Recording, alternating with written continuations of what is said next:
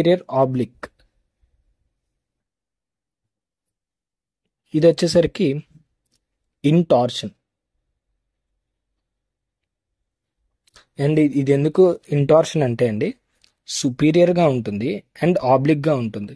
So ఇప్పుడు ఇది అయ్యి అనుకుంటే సుపీరియర్గానే కానీ ఆబ్లిక్గా ఉంటుంది కాబట్టి ఇంటర్నల్గా ఐ రొటేట్ అవ్వడానికి యూజ్ అవుతుంది.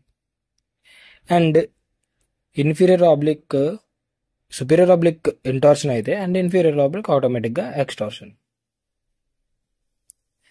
ఇక్కడ ఒక డిఫరెంట్గా మీరు నోటీస్ చేయాల్సింది ఏంటంటే, రెక్టస్ యొక్క ఏవైతే ప్రైమరీ యాక్షన్స్ ఉన్నాయో అవి సెకండరీ యాక్షన్స్ ఆఫ్